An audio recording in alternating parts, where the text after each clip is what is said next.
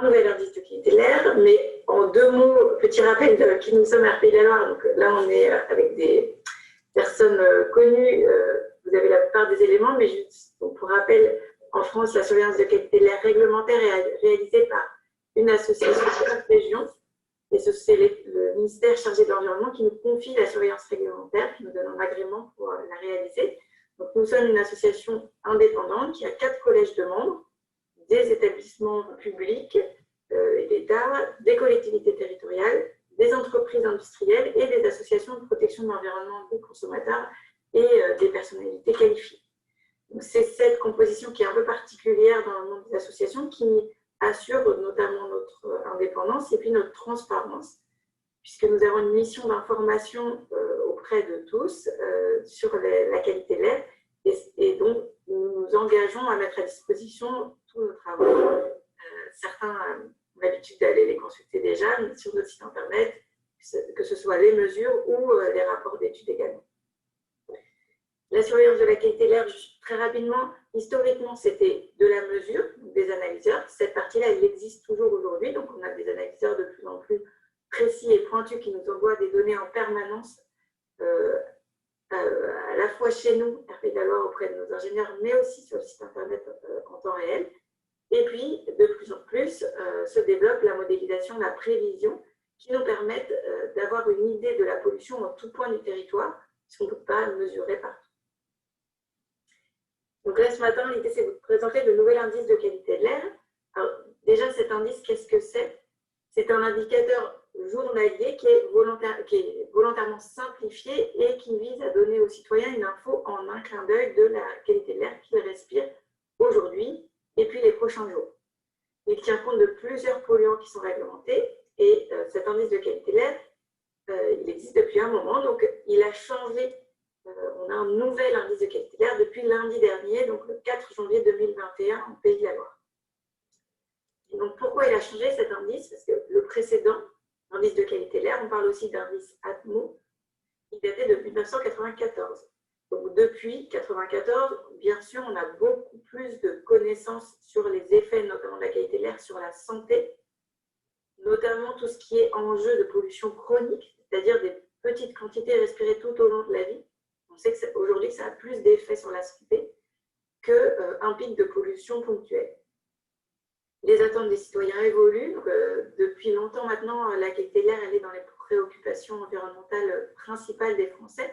Mais nous, on voit notamment par les interrogations qu'on a au quotidien que ça se développe. Il y a de nouveaux publics qui s'intéressent ou s'inquiètent de cette question de pollution de l'air. Et en plus, ils ont une connaissance de plus en plus précise du sujet. Donc, on voit vraiment une prise de pouvoir un peu finalement sur cette donnée, qu'est-ce que je respire autour de chez moi.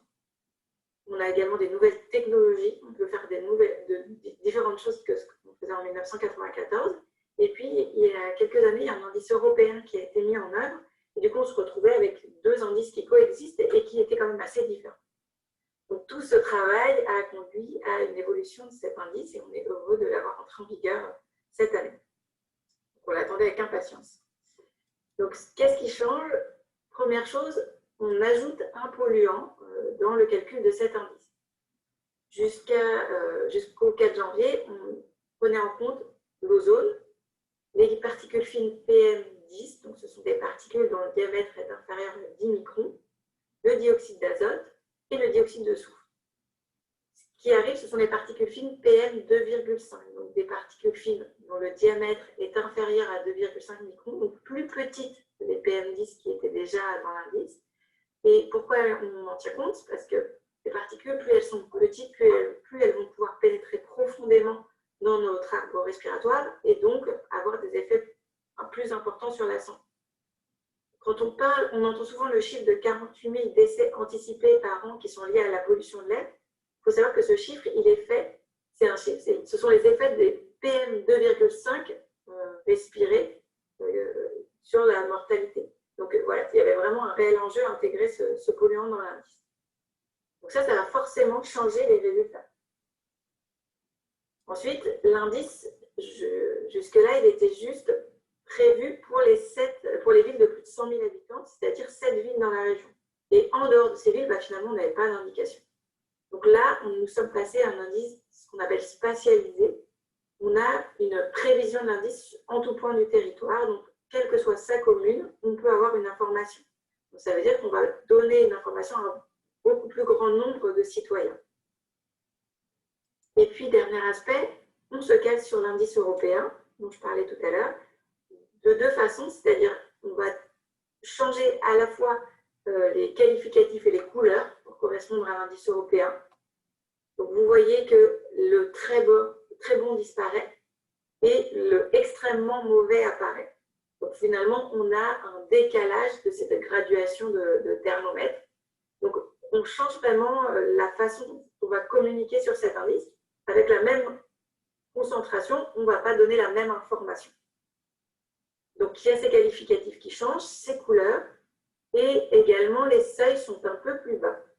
Donc, des seuils un peu plus précautionneux pour la santé. Donc, forcément, on va communiquer sur une qualité de l'air moins bonne qu'auparavant. Donc, on a fait l'exercice sur quelques villes de la région. Donc là, je vais vous donner les résultats de Nantes, mais c'est vraiment très proche sur ce qu'on voit hier. Donc, on est revenu sur 5 années en arrière. Quel était l'indice de qualité de l'air à Nantes? Donc, sur 5 années, on avait 77% des jours avec un bon indice de qualité de l'air, 23% des jours avec un indice mauvais et moins de 1% avec un indice, 23% d'indice moyen et moins de 1% un indice mauvais. Donc, on a fait l'exercice de se dire, et si on avait eu des nouvelles règles, du nouvel indice, qu'est-ce que nous aurions vu ces 5 dernières années? Eh bien, dans ce cas-là, nous aurions communiqué sur 2% de bons indices. Donc, on voit que ça change nettement. 74% d'indices moyens, 17% d'indices dégradés, 7% d'indices mauvais et moins de 1% d'indices très mauvais. Donc, on a vraiment un décalage de l'information, une information qui est vraiment plus proche des réalités sanitaires et des enjeux aujourd'hui. Vous voyez que le extrêmement mauvais n'apparaît pas. Ça devrait être extrêmement rare, justement. Et c'est plutôt un qualificatif qu'on rencontre dans certains pays aujourd'hui en Europe, comme la Pologne ou la Roumanie, par exemple, sur laquelle on peut le voir de temps en temps. Donc, ça change vraiment l'information diffusée, même avec le même air respiré. S'il y avait quelques points à retenir, c'est qu'on a un indice qui devient un peu plus représentatif de ce qu'on respire vraiment et qui correspond mieux aux attentes des citoyens, parce qu'on tient mieux compte des connaissances sanitaires et puis on donne une info beaucoup plus détaillée aussi pour les citoyens. Aujourd'hui, c'était compliqué. On avait un outil qui n'était plus vraiment adapté parce qu'on disait, voilà, on a 48 000 décès anticipés par an. La pollution de l'air en France, c'est 1 milliard d'euros par an le coût pour la France.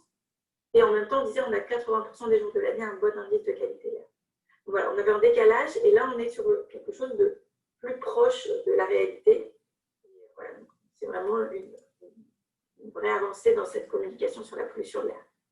Donc, l'intégration des PM 2,5 et le changement d'échelle, ça va mécaniquement augmenter le nombre de jours où l'indice sera dégradé. C'est ce qu'on a vu juste avant. Ce qu'on prévoyait, et vous allez voir que ça se confirme, ce sont souvent les PM 2,5 qui vont déterminer l'indice. Ce sont elles qui vont dégrader l'indice. Et donc, ce qu'il faut dire, c'est que oui, l'air qu'on respire n'a pas changé du jour au lendemain, mais par contre, il y a un réel enjeu sanitaire derrière ça et donc une réelle raison de communiquer sur une qualité d'air plus dégradée qu'auparavant. Et j'ai brossé à grands traits le portrait du nouvel indice et je vais rajouter juste quelques éléments pour essayer de vous donner une vision un peu plus large et peut-être de répondre à des interrogations qu'on a déjà eues au cours de la dernière semaine, par exemple. Donc, quid des pics de pollution? Dans notre région, il arrive que des pics de pollution soient déclenchés pour les particules fines PM10 en hiver et au printemps et pour l'ozone en été. Donc, en Pays de la Loire, il y a une particularité par rapport aux autres régions, c'est qu'on a la délégation des 5 préfets de département pour déclencher directement ce qu'on appelle une procédure d'information ou une procédure d'alerte, plus largement déclencher les pics de pollution. On le fait directement. Dans d'autres régions, nos homologues vont informer qu'il va y avoir un pic de pollution et c'est ensuite le préfet derrière qui va activer la procédure qui correspond. Donc, ça nous permet d'aller plus vite dans la région, d'être plus efficace et puis d'informer tout le monde avec la même information. Il n'y a pas deux informations en décalage temporel ou en décalage de personnes informées qui coexistent. Donc, ces pics de pollution, il faut savoir qu'aujourd'hui, on n'a pas de réglementation sur les pics de pollution pour les PM2,5 qu'on a intégrés à l'indice. C'est sans doute une période transitoire, mais voilà, il n'existe pas de seuil qui font qu'on déclencherait un pic de pollution au PM2,5. Il faut voir que ce n'est pas très simple et que la semaine dernière, on est directement rentré dans le vif du sujet. Ce qui est important de se dire aussi, c'est que l'indice de qualité de l'air, on le communique tous les jours, on le prévoit pour le jour même et pour le lendemain, mais si on déclenche un pic de pollution, c'est l'information qui correspond au pic de pollution qui prend le pas sur cet indice. Vous voyez, sur une information réglementaire, contrairement à l'indice qui a un calcul qui est fait de façon réglementaire, mais qui est vraiment une information quotidienne, alors que le pic de pollution est associé à des recommandations et éventuellement des mesures contraignantes. Donc vraiment, quand on déclenche un pic, finalement, on oublie l'indice.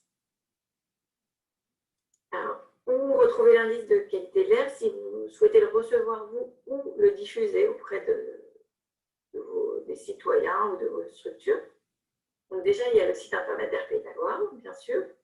Vous pouvez également vous inscrire pour recevoir chaque jour la newsletter d'indice de qualité de l'air. Donc c'est une inscription qui se fait sur la page d'accueil de notre site et qui nécessite juste a priori une adresse email.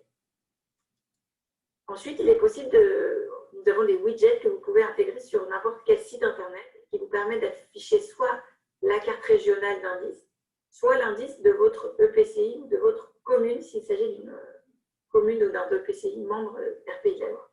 Donc ça, il suffit d'une petite ligne de code à intégrer dans un site internet. Depuis le 4 janvier, il y a aussi un nouveau moyen d'être informé sur la qualité de l'air. Donc il y a un travail qui a été fait en collaboration avec les services de l'État et France 3 Pays de la Loire. Donc, à la fin de la météo chaque soir, il y a une carte de l'indice de qualité de l'air qui est diffusée avec un commentaire associé. Bien sûr, on communique sur les réseaux sociaux, alors pas l'indice tous les jours, c'est un choix qu'on a fait pour l'instant comme ça, ça peut être amené à évoluer. On essaie de communiquer surtout quand il y a des informations majeures sur lesquelles on souhaite attirer votre attention. Et dernier cas, comme nos autres données de qualité de l'air, l'indice est disponible sur notre portail Open Data dans un but de mise à disposition de tous de ces données environnementales pour qu'elles puissent être réutilisées et puis mises en valeur, croisées potentiellement avec d'autres données par la société civile. Et si on revient sur cette première semaine de nouvel indice, alors là, vous retrouvez les cartes qui ont été diffusées chaque jour. Il faut savoir que, comme pour tous nos autres travaux de modélisation, les cartes, elles sont réactualisées aussi après coup avec les réelles mesures. Donc, ça peut être... on peut prévoir pour le lendemain quelque chose, le réactualiser pour le jour J, et puis a posteriori, l'affiner encore pour avoir des cartes les plus précises possibles. Donc là, les cartes, ce sont celles qui ont été diffusées le jour J dans les newsletters indices. Vous voyez qu'on a eu un début de semaine avec un indice de qualité de l'air moyen, puis on est passé à un indice dégradé et même un indice mauvais sur une grande partie de la région. Donc, ce n'est pas ce qu'on verra forcément tous les jours, hein, on aura une information moins bonne que d'habitude, mais là, on était directement dans le vif du sujet. Donc, comme prévu, ce sont les PM2,5 qui ont conduit à cette dégradation de l'indice de qualité de l'air. Et on était dans des conditions météo typiques, finalement, presque d'un épisode de pollution, à savoir, on avait peu de vent, ou alors on était en flux de nord-est, avec des masses d'air qui arrivaient déjà chargées en polluants auxquels on ajoutait notre pollution locale. Et puis, on a eu des températures très basses. Et donc là, il y a deux phénomènes qui rentrent en ligne de compte.